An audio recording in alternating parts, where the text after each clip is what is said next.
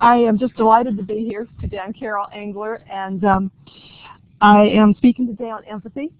And I would like to tell you just a little bit about myself and how I got involved in that. So, Brian, if we can go here. Before the Earth's crust was formed, I was a research medical assistant. I was a research doctoral student, and I was at a medical school, and the head of the department took me with him. I was getting a doctorate in counselor education in psychology. He got a new job as head of a new medical school, and he said, "You're coming with me, and we're going to research a 2-year study on empathy skills." And I said, "What?" And he said, "We'll pay for it, and we'll make it your dissertation." And I said, "I'm in." Okay, I didn't ask any more questions. So I went and fell into the whole area of empathic skill training.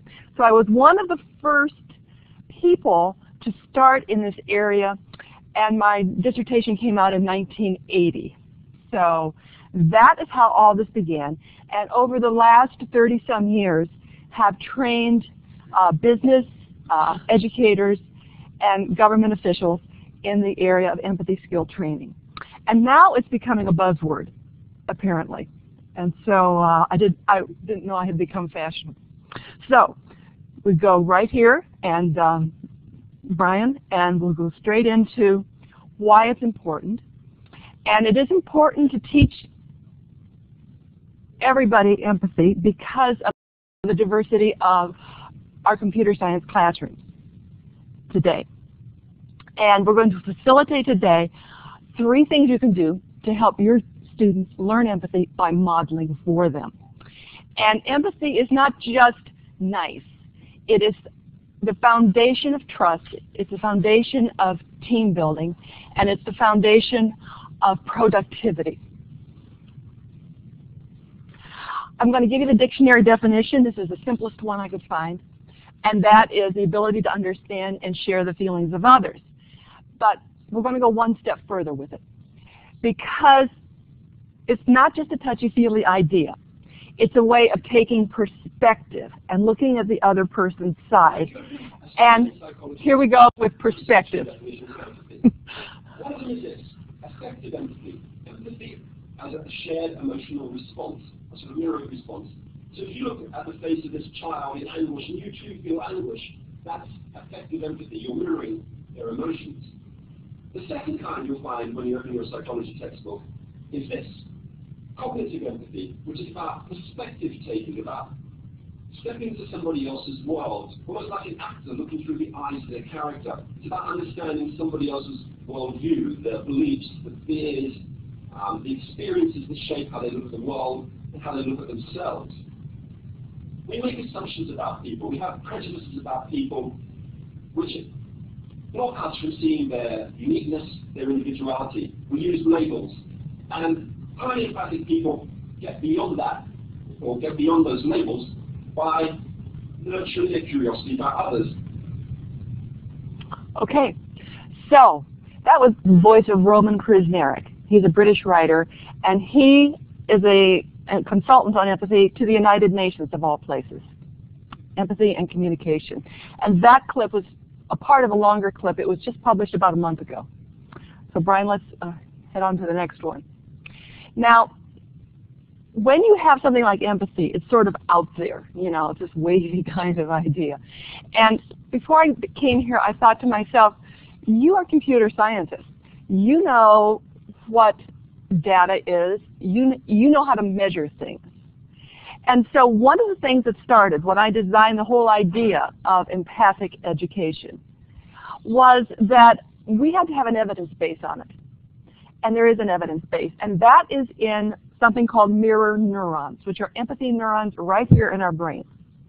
And I'm going to use the word neuroscientist, which makes everybody just want to run away screaming. But you know, one of my friends said to me, "Carol, every time you use that word neuroscience, I'm afraid you're going to take my brain and put it in the refrigerator." You know, I mean, it's just one of those words that is not very comfortable for anybody. But I swear to you, this is a clip from PBS. It's about mirror neurons, and by the end of this clip, we're all going to know what mirror neurons are. They are empathy neurons, and they are in the front part of our brain. And let's just run that clip, and it takes a few minutes to run it, but I think you'll be very comfortable with it by the time we're done. And what you see, well, I see my face, of course, but in my face, I see leaves, I see shapes of feeling. We humans are really good at reading faces and bodies, because if I can look at you and feel what you're feeling, I can learn from you, connect to you, I can love you. Empathy is one of our finer traits, and when it happens so easily, perhaps because, and this is brand new science, this is just out of the lab, we may have some special circuitry in our brains that helps us whenever we look at each other. Ask yourself, why do people get so involved, so deeply involved with such anguish, such pain, such lingering attention to football? It's true. Why are we such suckers for sports? And it's not just sports. We can lose it completely at the movies, at video games, watching the games. Is there something about humans particularly, that allows us to connect so deeply when we watch other people? Watch them moving, watch them playing, watch their faces. Well, as it happens, scientists have an explanation for this strange ability to connect. It's new. It had never been found on a cellular level before. A set of brain cells found on either side of the head. Among all the billions of long branching cells in our brain, these so-called mirror neurons have surprising power. What we found is the mechanism that underlies something which is absolutely fundamental to the way that we see other people in the world. And it began entirely by accident at a laboratory in the lovely old city of Parma, Italy, where a group of brain researchers was working with monkeys. And they were testing a neuron, a brain cell, that always made this sound whenever the monkey would grab for a peanut. So the lab had all these peanuts around, and whenever the monkey made its move, the neuron would fire. Scientists thought, now here's a neuron that is essential to emotion. It's a motor neuron. Then one day the monkey was just sitting around, not moving at all, just sitting. When a human scientist came into the lab, and when that scientist grasped the peanut, the monkey's cell fired. Now, the monkey had moved. It was the human that had moved, suggesting that this neuron up here couldn't tell the difference between seeing something and doing something. Seeing and doing were the same.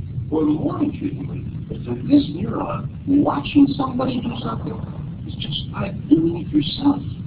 The head of the lab, Giacomo Tzwaki, thought, wow. The same neuron, one neuron, firing forward, when the monkey observes something, and when the monkey is doing something. It's almost unbelievable.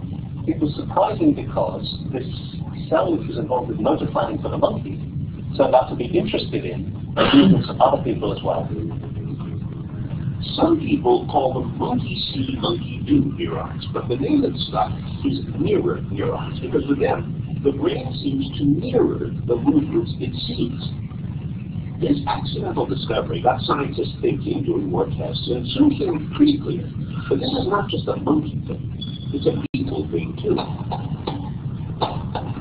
We all know that humans learn by looking and copying. That's what infants do. First you look. Yeah, baby. And once you watch and copy and learn a set of moves, you not only have them in your head, if you see somebody else doing it, you can share the experience. They know the rules, you know the rules, so you can move with them. If you can use the years of training that you yourself have done, learning to crawl, then learning to walk, then learning to eat, this is an incredibly rich set of knowledge that you can apply to the problem of actually seeing what's going on. So that's why when I get down the street carrying all of these packages, not only do people watch, look how they're watching. They feel unpredictable. Because they know what it's like to carry heavy package, and they all know about carrying. So as they watch me move, they can feel themselves moving. Their neurons are mirroring the action.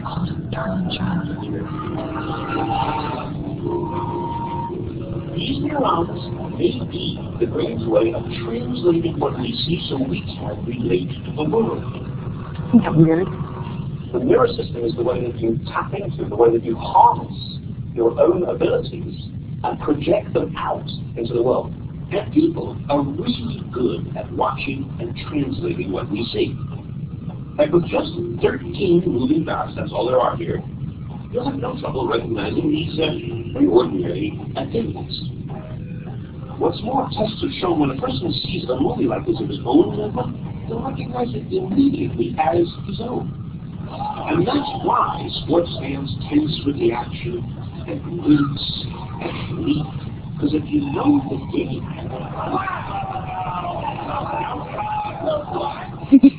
then your neurons are firing as if it's you, giving a whole new meaning with the phrase armchair quarterback. So that's why it's so easy to be a sports fan. But there is hope, suggests UCLA Professor Marco Iacoboni. He thinks mirror neurons tie us not just to other people's actions, but to other people's feelings. So the idea was to try to figure out how the emotional system and this motor system are connected together. To demonstrate, he put me into this very powerful fMRI brain scanner that can peer into the brain while it's working. And he gave me some goggles so he could show me pictures when I was in there. So you can see the eyeball and the eyeball. And once he had a good view into my brain, nice looking brain. Well, you're not supposed to put it when we're scanning, all right? Sorry. Then he said, okay, I'm going to show you a bunch of faces. And for each face, I want you to imitate it. So I did that. Then he recorded my brain while I moved my facial muscles. Okay. Then he said, okay, same faces, but this time, don't move a muscle, just look. So I looked. When we check the results, oh, they're right. I've never seen my brain before. It's just your computer. Iacoboni says that the part of my brain that's working when I make the face, the same part gets busy when I see the face. Plus, when I was looking at these faces, I remember feeling extra uncomfortable, kind of bad. But when these faces came out, I don't know, I felt better, almost happy. And in fact, at the moment I was looking at the happy face, my brain, this is my brain, that instance of the red area here, it shows activity in the happy emotional part of my brain. And when I was imitating happy faces, look, I get even a bigger response. This, says Iacoboni, is a consistent result. Mirror neurons, he believes, can send messages to the limbic or emotional system in our brains.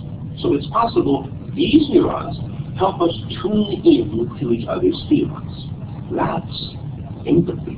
We strongly believe that a unifying mechanism that allows people to actually connect a very simple level. You're saying there's a place in my brain whose job it is to live in other people's minds, live in other people's bodies.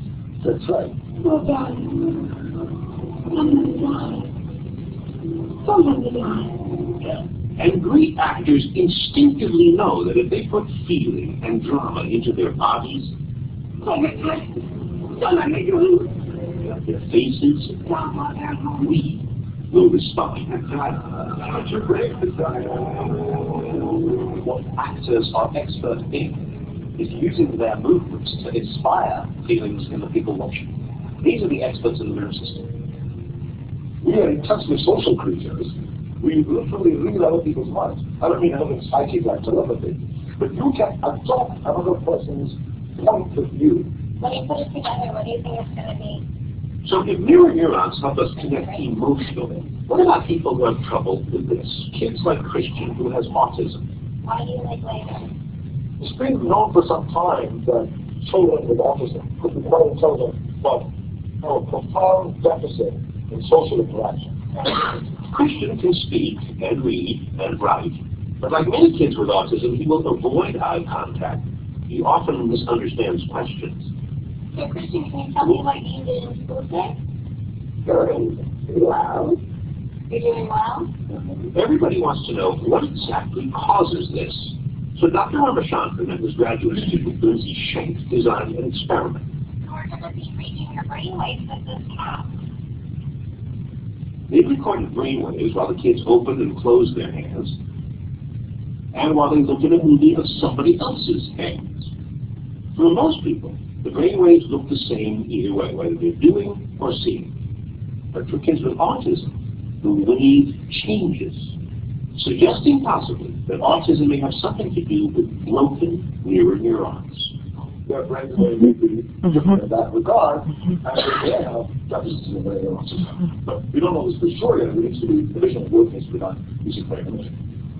But what we do know, says Ramachandran, is that healthy human beings are intensely social. More than our cousins the monkeys, we invent ways to connect. We invent dances, and handshakes, and games to play. We eat together, we meet, and we talk. We talk a lot. Everybody is interested in this question. What makes humans unique? What makes us different from the creators? You could say humor, if you were the laughing viper. Language, certainly. Okay? But another thing is culture. A lot of culture comes from imitation, watching your teachers do something. And here, V.S. Ramachandran makes a big leap. He has proposed that at a key moment in our evolution, this is his guess, our mirror neurons got better. And that made all the difference, he says, because once we humans got better at learning from each other, looking, copying, teaching, we could do things the other creatures couldn't. In other words, if you are a bear, and suddenly the environment turns cold, you need a few million years to develop polar bear-type layers of fat and fur. It would take many, many, many bear generations to select for furrier bears.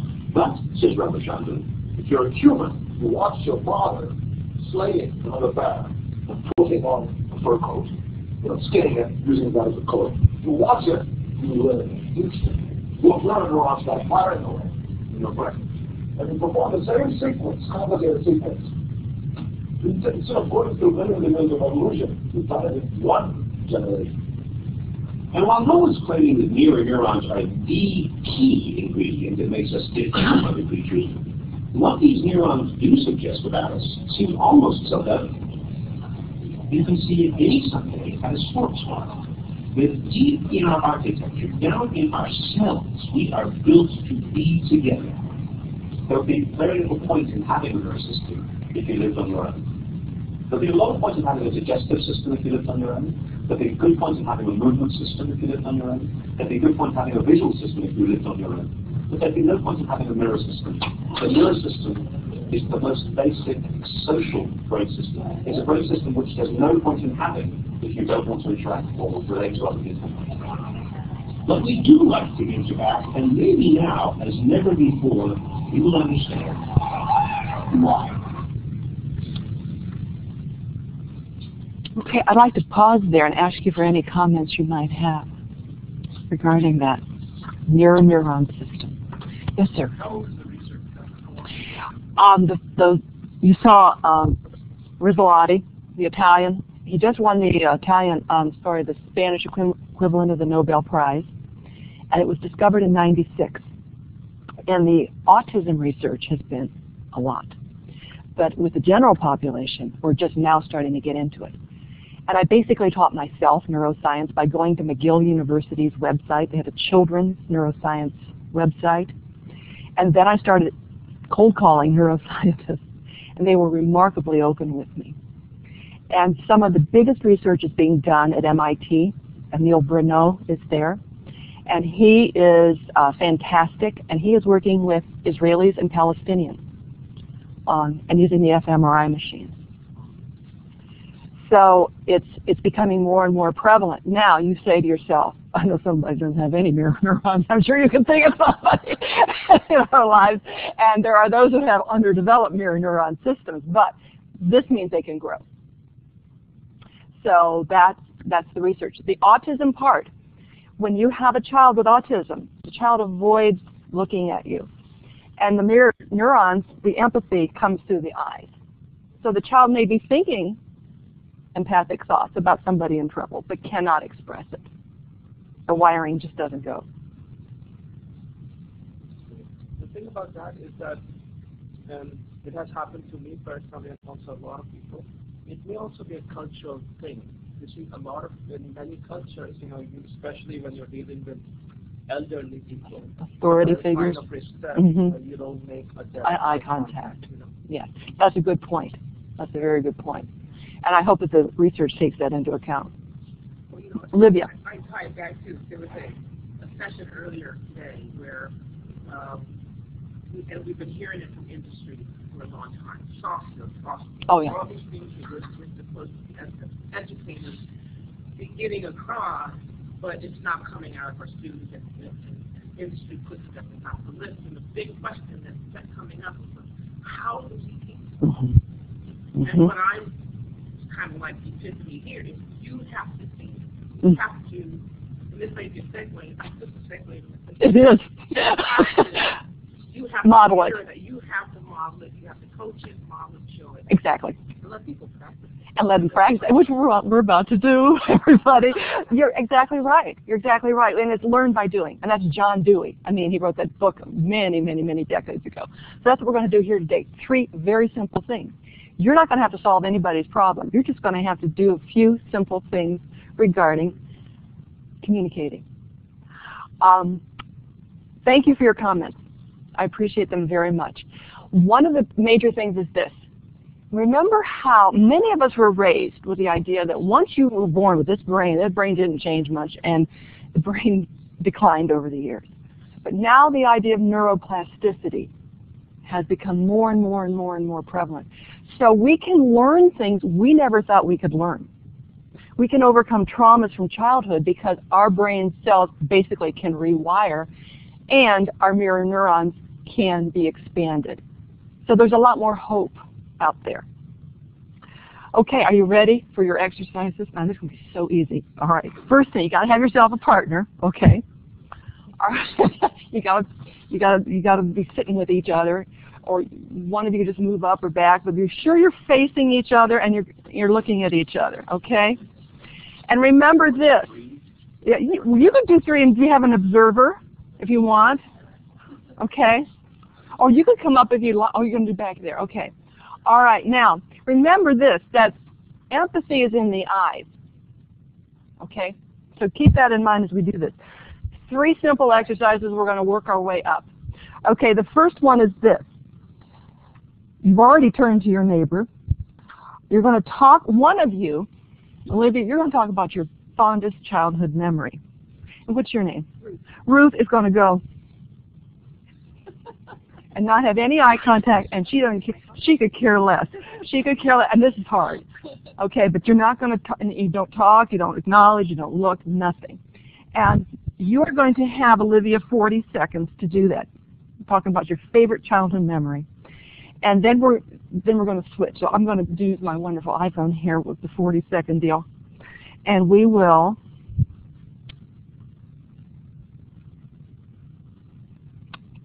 just begin. Any questions regarding that? Remember, you cannot, those of you who are not listening cannot listen. So find something else to do. Okay, ready, set, what? What you're doing with her? And there, you're here. You guys, you're watching. Okay, all right. You guys are.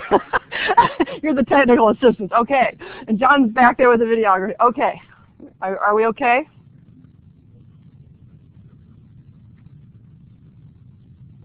Wait a second, everybody.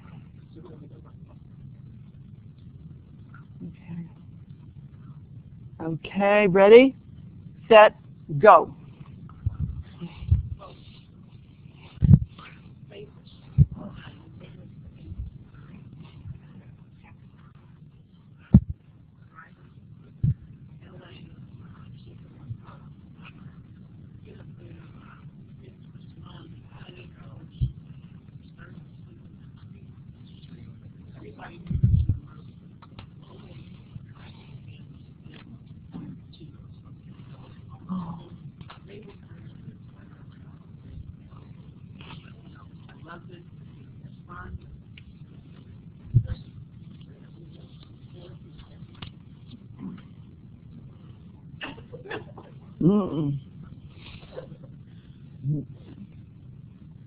Okay, ready, stop. All right, now you're going to switch. And the other person's going to talk about their favorite childhood memory, and then you are just going to do. Okay? Ready? You're going to be an observer there. Ready, set, go.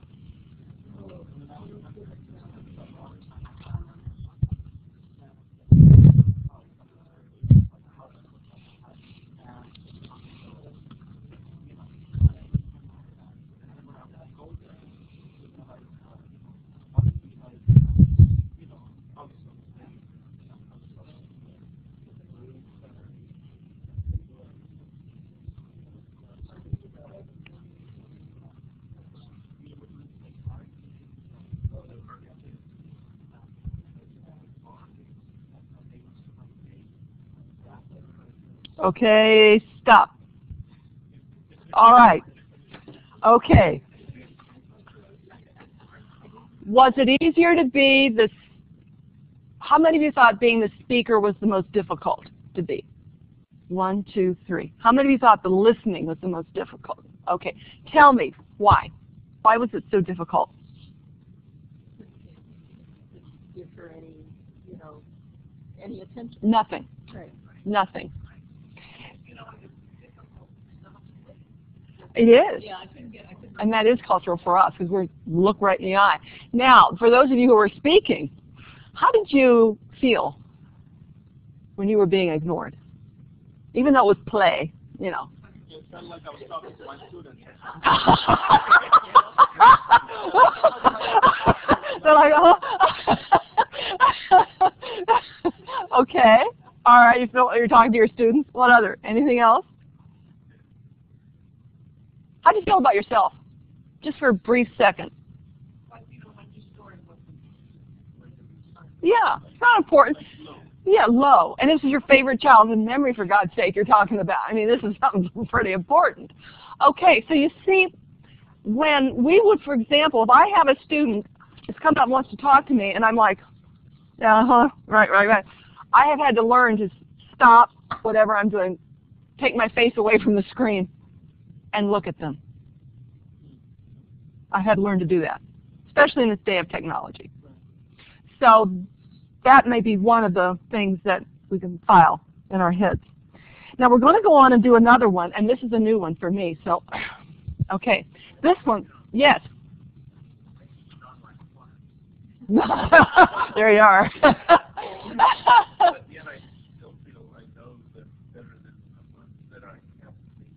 Tell us how you do that, because there is a way to do that.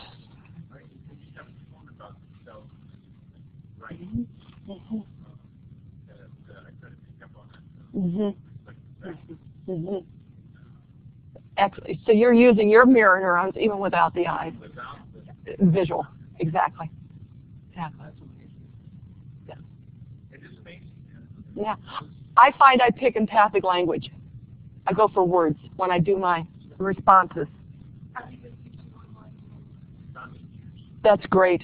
That's you can. Yeah. Yeah. Yeah. And I'm a dean, so I needed to find out what was going on. Good for you. So I started teaching. Good for you. I liked it so much that it's one course.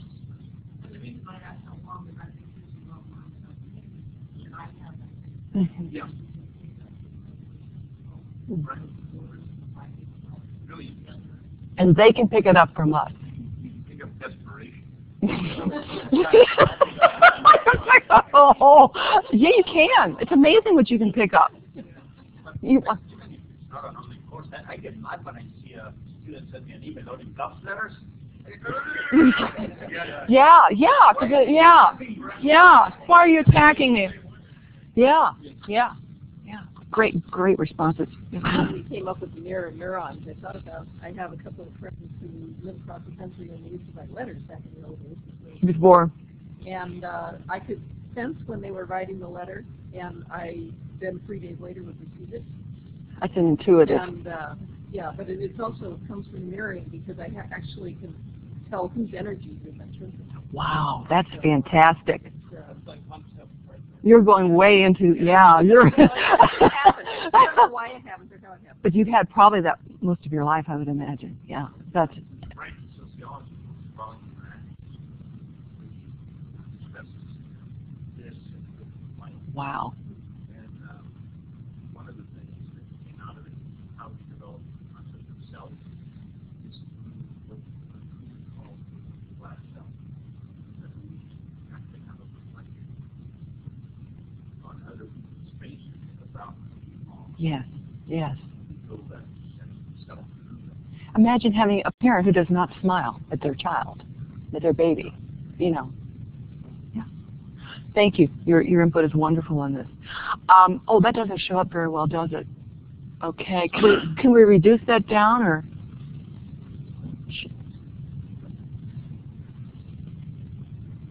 My tech consultant is waiting with bated breath on this presentation. Okay, I'm going to read it to you. You've got it right here, and we'll just change the background on that for later. Okay, you're going to have another 2 minutes for each of you to speak. And this time, Olivia over here is going to do a monologue about something that happened during her life recently. And it has to be something you don't mind sharing, Olivia. If you run out of things to say, that's fine. You can just sit there and not say anything. But you get 2 minutes, actual 2 minutes while somebody is actually listening to you. Now, what a deal, okay? I mean, how many times do we get this? All right. And then we're going to turn it around. And then Ruth will be doing the talking. Now, the person listening will be Ruth. Olivia's going to start, and she'll be talking for 2 minutes. And part of that can be silence. But here's what Ruth's going to do. She's going to give her full attention to Olivia, but she's not going to speak. She's only going to do nonverbals and eyes, okay? Like, this means I understand, you know, when you nod your head. Okay? And just sit there if the conversation ends, which is, for us Americans, sitting in silence is almost like death. I mean, you know, so some people are very good at it, but most Americans aren't real good with silence. So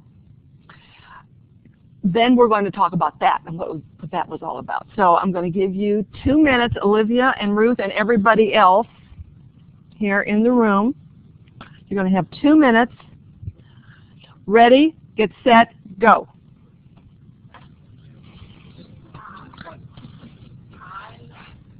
See, you don't have to do this. You either. You just pass. Uh-huh. Uh-huh.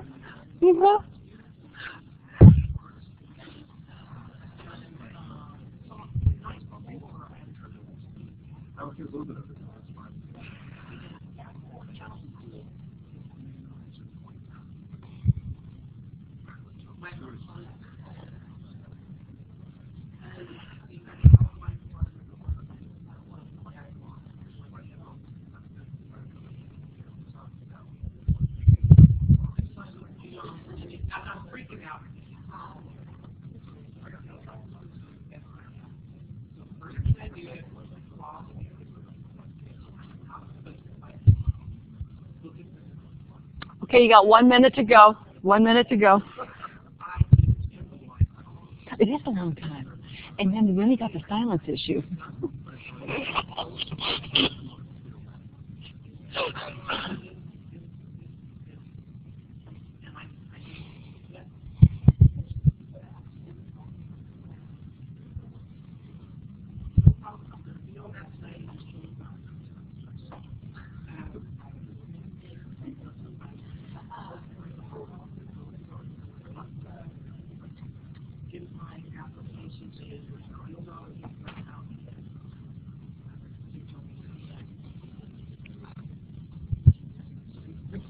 Hi. Oh, you can take that if you like. You can go. You can leave if you like too. Whatever you want to do. Okay, ready, get set, stop. All right, now we're going to switch, and the other person gets to talk for 2 minutes or sit there in silence for 2 minutes if they like. Ready, set, go.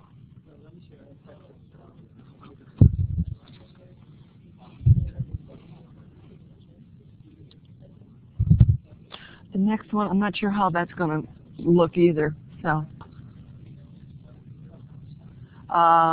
let's not even go there yet because we're not done with this one, but if it's bad, we'll just...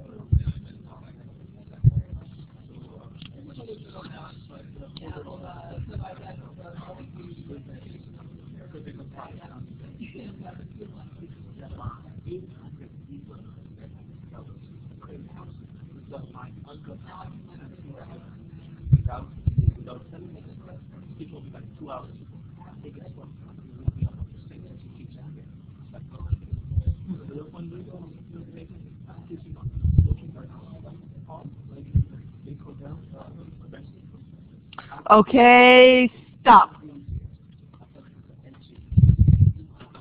All right. What was that one like? Okay. Okay, why was that better? Tell us. Natural. Okay, what else?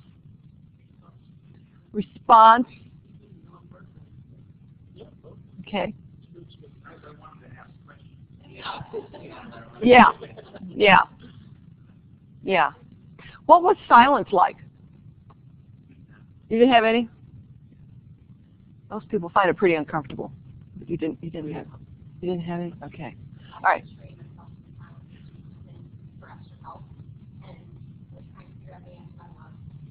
Yeah.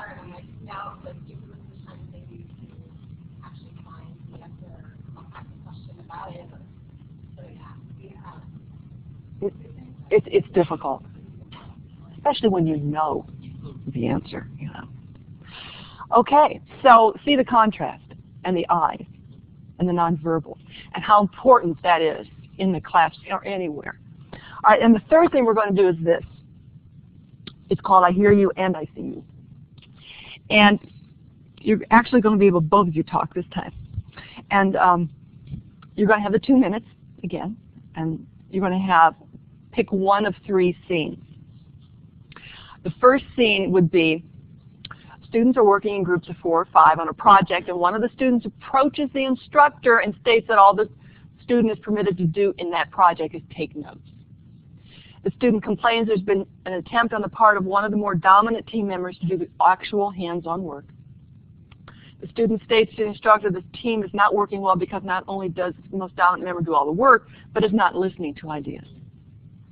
Of course, this has never happened to any of us, ever.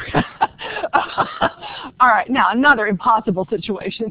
Students are working in groups of 4 or 5 on a project, and the instructor notices that one of the team members is habitually absent, shows up late, and is distracted, but has done good work, but only sporadically. The instructor approaches the student privately for a talk about these concerns. And the third one is you pick one that you may be dealing with now. Okay. All right, so you're going to do this again. You're going to have 2 minutes. One of you is going to be the student, one's going to be an instructor, and then we'll stop, and then you'll switch. Yeah, you can play. Somebody else is going to be off the hook. Okay, so any questions regarding that? Yes, sir.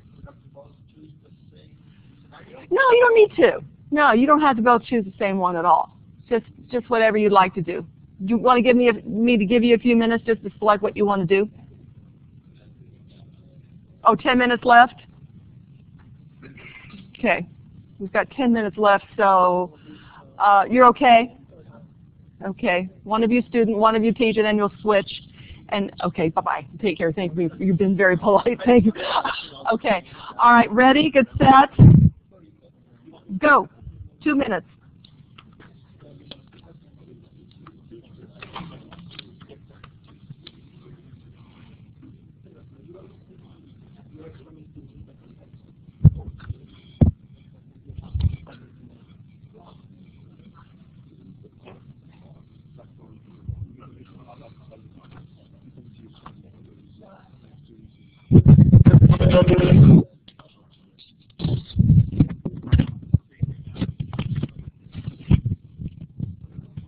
So how am I?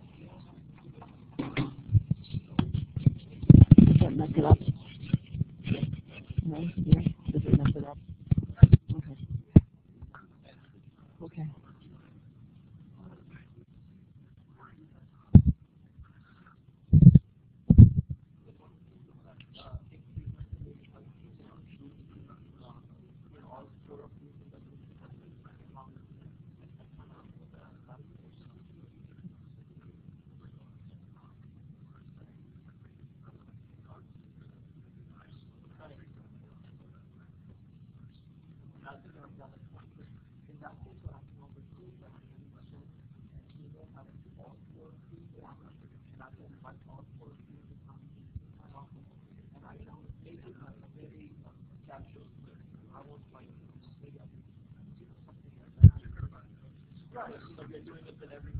That's a good idea.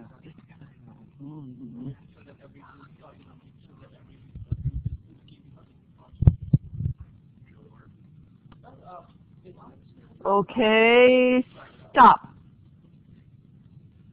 All right, now switch, and you can do either the same scene or another one.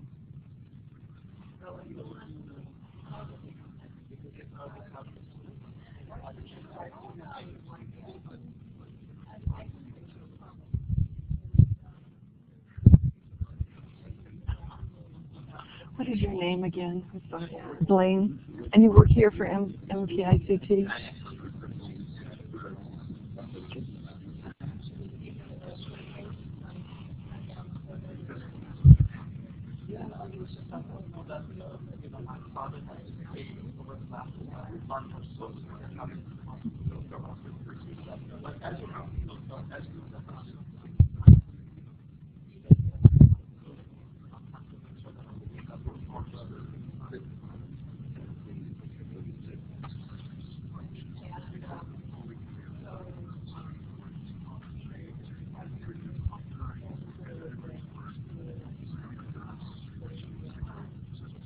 Okay, you've got a minute to go.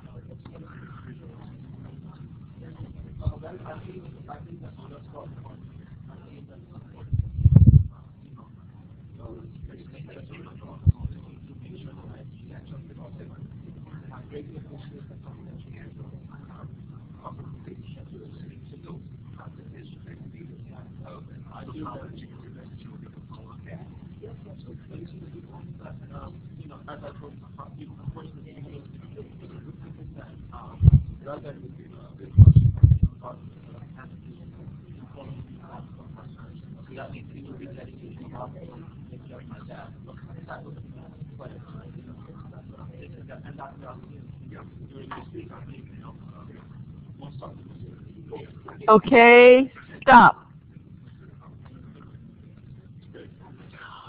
All right, so that was part 3 of our 3-part series on empathic skills.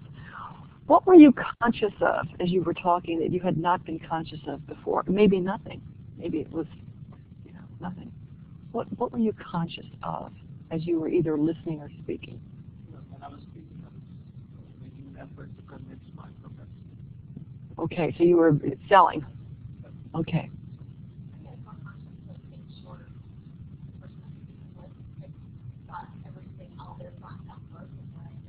Before you.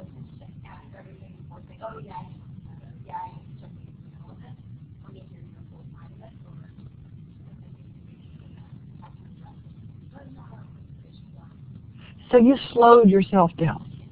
Okay, good. That's great. Slowing. Yeah.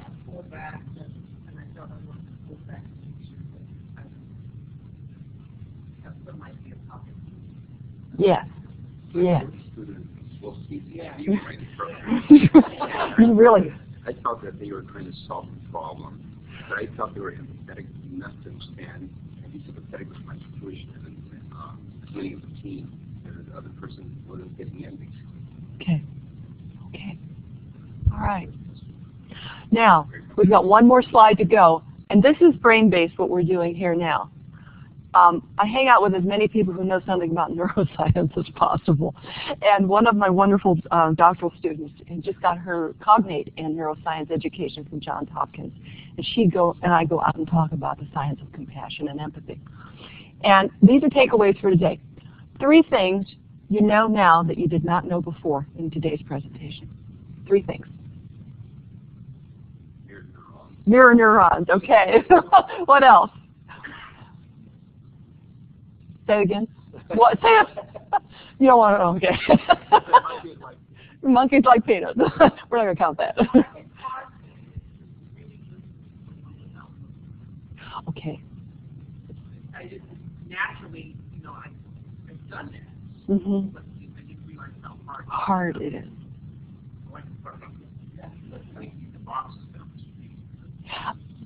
Yeah, just the oohs and the ahs of the people, yeah. Anything that's 3, maybe. Yes, yeah, I could see you guys as I was watching. You were mirroring that, and you have one, and then before you look up. So you're gonna I have to. Okay, give me 1 second. 1 second. Okay. That's good. That's good. Now I will attend to you. But that's good though that you addressed the person. Yeah, your responses really mattered. Yes. Extremely so, especially our nonverbals. So powerful.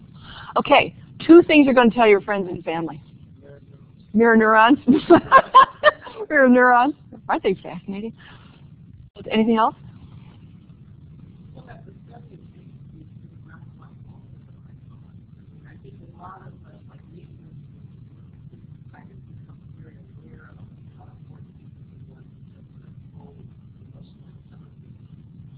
Issue. Yeah. Yeah. Yeah. Yeah. Okay. You're going to listen. I'm going to sit here and listen. That's good.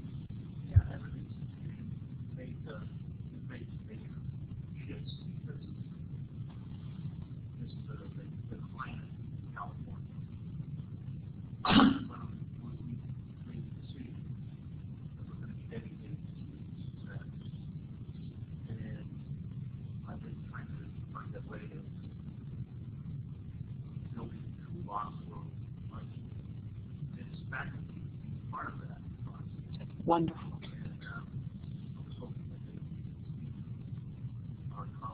That would be wonderful. You and I can talk.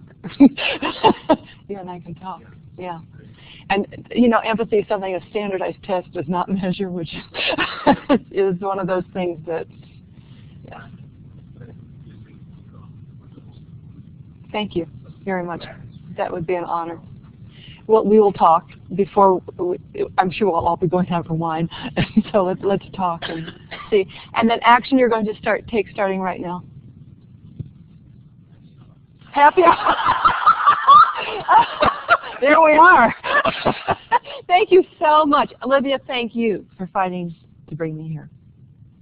I appreciate it.